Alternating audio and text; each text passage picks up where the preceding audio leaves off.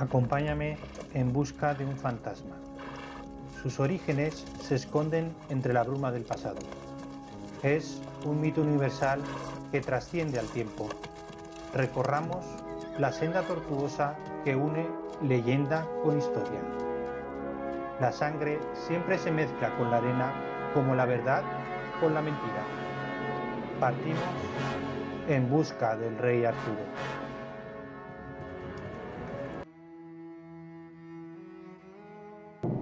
Capítulo 2. Imperio. Hola a todos, hoy continuaremos con la búsqueda del rey Arturo.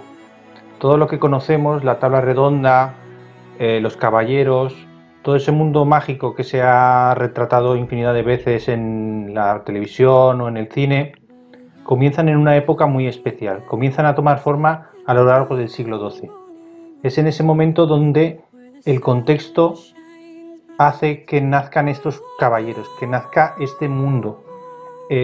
Obviamente existía un patrón anterior, pero este patrón no se aparece en nada a lo que encontraremos ahora. Una serie de autores, por motivos sociales o por motivos políticos, cambiaron este patrón y crearon en cierta manera este mundo. Utilizaron un Artus, un Dux Velorum, que existía antes, pero lo transformaron completamente. Hoy conoceremos el entorno y por qué se produce esa transformación. Y de este modo dar respuesta a la pregunta: ¿quién fue realmente el rey Arturo? El 25 de noviembre de 1120 naufragó un barco en el que viajaba el heredero de la corona de Inglaterra. El hijo de Enrique I se ahogaría junto a muchos otros aristócratas. También fallecería, entre otros, su hija ilegítima Matilde, que se había casado con el conde de Perche. Cuentan que nadie se atrevía a darle la noticia al rey. 10 años después moriría el gran Enrique, sin un heredero directo, y se desataría una cruel disputa por su sucesión. Comenzaba así la denominada anarquía inglesa.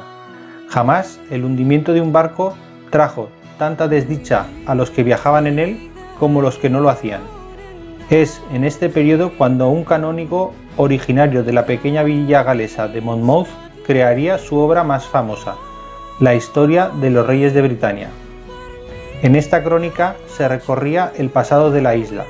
El relato comenzaba con los troyanos escapando de la guerra de Troya y fundando la nación británica, y termina cuando los anglosajones ocupan la isla. Ahí comienza la historia de un rey, una tabla redonda y un sabio consejero. El manuscrito gozó de mucho éxito, entre otras cosas porque usaba un modo diferente de narrar todo aquello. Una manera más ágil, más viva. Los personajes hablaban entre ellos, sufrían y mentían. Las viejas crónicas eran duras y difíciles de leer, pero esta se podía disfrutar, tenía color. Los pocos que sabían leer en latín lo podían traducir con facilidad. Nosotros, en nuestros días, a este modo de narrar lo llamamos cuento. Este modo de crear historias se lo había enseñado un viejo sabio maestro que tuvo Godofredo. Este maestro tenía largas barbas y extraño acento, y llegó a ser médico y consejero del rey Enrique. Realidad y ficción se parecían demasiado. No era todo fantasía lo que había en aquel texto. Godofredo de Monmouth hizo nacer al héroe en el castillo de Tintagel. Esta fortaleza está desde hacía mucho tiempo en ruinas, pero allí había nacido Tristán, el amante de Isolda. El relato de Tristán e Isolda era el más conocido en su época, así que el rey de la tabla redonda nacería allí.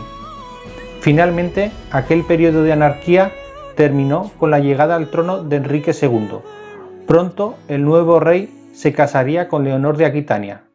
Leonor abandonó al rey Luis VII de Francia y dejó en la corte de París a sus dos hijas, Matilde y Alix. El 19 de diciembre, en la Catedral de Westminster, sería coronado rey de Inglaterra Enrique II. Nacía así el Imperio Plantagenet. El texto de Godofredo y el nuevo rey Arturo se convirtieron en el paradigma de aquella recién nacida superpotencia. Se adoptó este texto al idioma de la corte, el anglonormando. Leonor de Aquitania fue la promotora de aquel mundo romántico.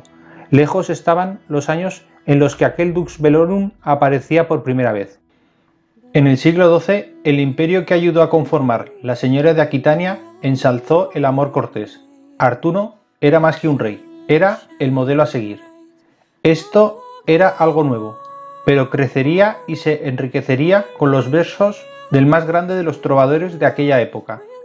Si Godofredo de Monmouth comenzó a esbozar esta historia, sería Chrétien de Troyes quien lo haría crecer. Al trovador francés le debemos muchos de los personajes. Él sería el primero en nombrar Camelot, el primero en citar a Lancelot.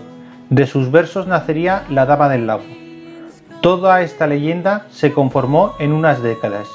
Desde hacía siglos languidecía el viejo Arthur. Pero existía algo real tras estas nuevas historias. Los cantares de gesta siempre fueron algo más que pura fantasía.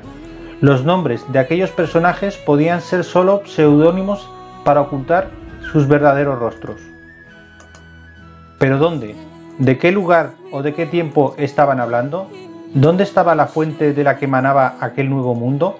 Para encontrarlo debíamos partir en busca de un referente que diese sentido a todo aquello. El viejo Chrétien de Troyes, poco antes de morir, nos dejó un romance inacabado, uno donde existía la pista para poder dar explicación a todo esto. Aquella corte maravillosa, llena de valerosos caballeros y bellas damas, poseía un objeto mágico, del que emanaba todo ese brillo.